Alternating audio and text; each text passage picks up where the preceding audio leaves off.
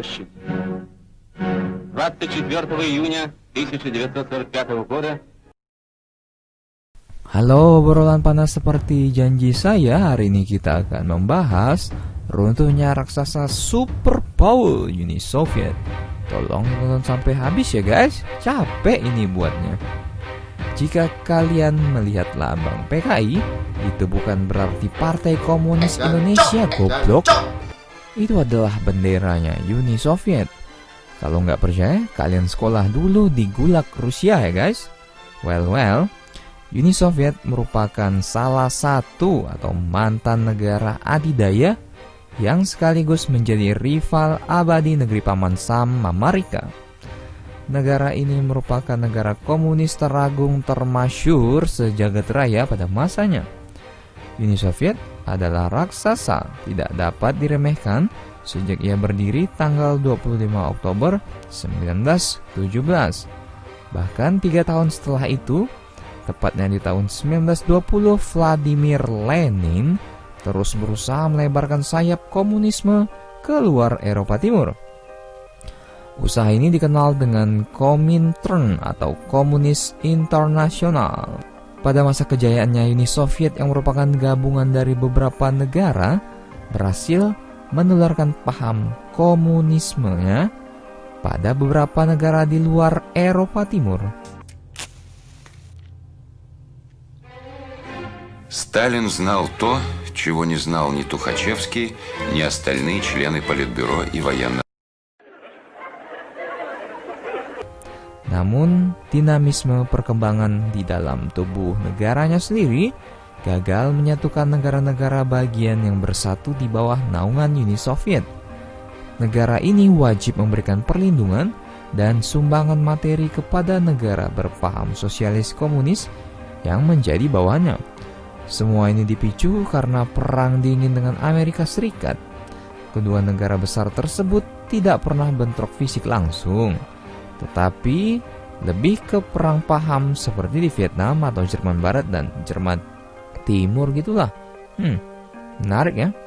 Nah, demokrasi Amerika mendengungkan kebebasan yang tak membatasi rakyatnya mengeluarkan suara dan berkreativitas. Di pihak lain, sosial komunis terus dipaksakan menjadi ideologi bagi Uni Soviet dan sekutunya agar negara yang menganut paham ini dapat hidup teratur serta adil. Nyatanya, zaman memberikan tantangan yang semakin berat bagi kedua kubu, Amerika Serikat dan Uni Soviet. Dan pada akhirnya yang keluar dari Perang Dingin sebagai pemenang bisa dibilang adalah Amerika Serikat.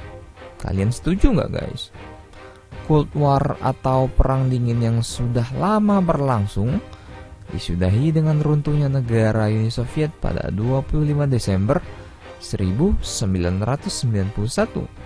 Kalau tidak selesai Cold War mungkin setiap hari kita akan melihat ledakan nuklir di halaman rumah kita ya guys. Ngeri-ngeri sedap ya. Nah, lanjut, Uni Soviet terjun bebas di tahun 1991. Siapa yang sudah lahir? Ngacung. Hasil industri berkurang, angka pengangguran tinggi, inflasi menggerogoti simpanan warga. Ya, duit lagi. Konflik etnis terpecah di Georgia dan Azerbaijan. Lithuania menjadi Republik Soviet pertama yang menyatakan kemerdekaan. Bahkan upaya mengirimkan badan intelijen KGB ke Vilnius untuk menekan media sosial gagal mengembalikan Lithuania ke bawah kontrol Soviet. KGB itu seperti CIA-nya Rusia ya guys, tapi lebih kejam kayak mantan kamu. Presiden Mikhail Gorbachev benar-benar kehilangan kendali atas Uni Soviet. Uni Soviet bisa saja dan seharusnya diselamatkan.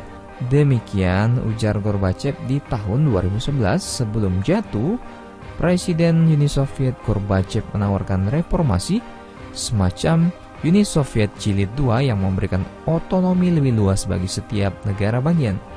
Meski idenya tidak populer di kalangan politik, Gorbachev menggelar referendum Maret 1991.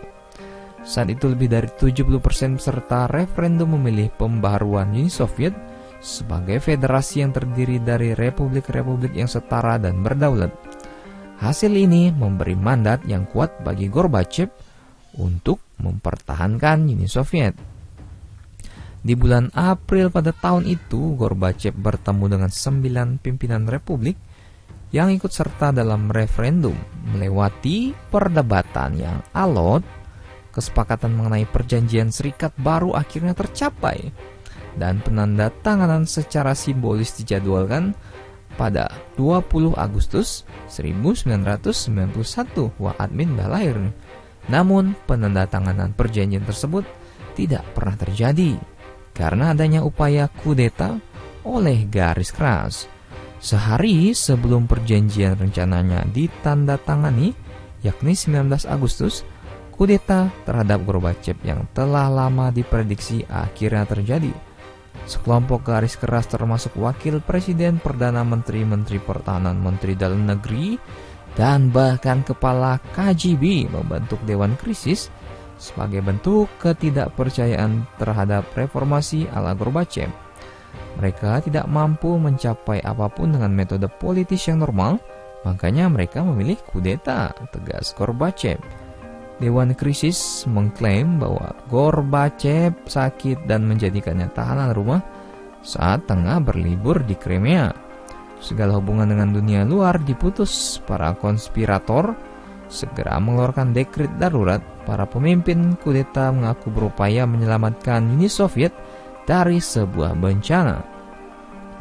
Nah, pada tanggal 25 Desember 1991, Mikhail Gorbachev mengumumkan pengunduran dirinya sebagai Presiden Soviet. Di Kremlin, bendera Soviet diturunkan untuk terakhir kalinya. Kami berada di ambang perang, saudara, dan saya ingin menghindari itu, kenang Gorbachev.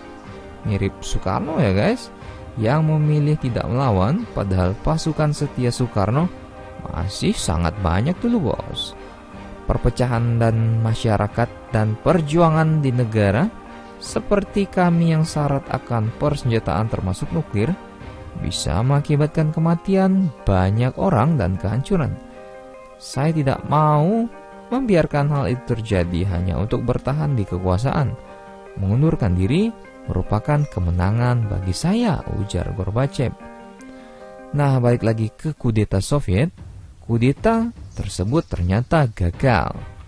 Presiden Rusia yang baru terpilih, Boris Yeltsin namanya, mengambil kesempatan dengan melawan para komunis garis keras. Puluhan ribu orang berkumpul di dekat kediaman Yeltsin di Moskow untuk memprotes kudeta. Unjuk rasa berlangsung damai, namun kelanjutannya berbuntut pada tewasnya 3 orang demonstran. Setelah 3 hari, status darurat negara pun dicabut. Gorbachev yang terlihat sakit kembali ke Moskow pada tanggal 22 Agustus. Para pemberontak ditangkapi, banyak dari mereka yang bahkan bunuh diri. Partai Komunis dilarang dan Gorbachev kembali diangkat sebagai Presiden Uni Soviet meskipun kekuasaannya telah berkurang. Para pemberontak merencanakan kudeta untuk menyelamatkan Uni Soviet, namun yang terjadi malah menjadi katalisator menuju kehancuran. Di tengah berlangsungnya kudeta, Estonia bahkan menyatakan kemerdekaannya, disusul Ukraina dan republik-republik lainnya. 3 bulan pasca kudeta, pemimpin dari 3 republik utama Slavia, Rusia, Ukraina, dan Belarusia sepakat untuk bertemu dan kemudian membentuk Persemakmuran Negara-Negara Merdeka atau CIS. Pada tanggal 26 Desember 1991, Uni Soviet resmi bubar dan Gorbachev mundur dari kursi presiden. Uni Soviet berlalu hanya dalam kedipan mata. Apa artinya 70 tahun bila dibandingkan dengan Kekaisaran Romawi atau Kekhalifahan Utsmaniyah? Tapi saya yakin tidak adil untuk menyalahkan Gorbachev atau Republik yang memisahkan diri sebagai pihak yang menghancurkan Kekaisaran Soviet. Uni Soviet mungkin memang telah cacat dari awal secara ekonomi, politik, dan ideologi. Mungkin memang sudah ditakdirkan untuk menjadi negara adidaya yang berumur pendek. Apa jadinya ya guys jika Stalin menonton berita ini? Mungkin dia bisa bangkit dari kubur kali ya. Silahkan komentar kalian di bawah guys.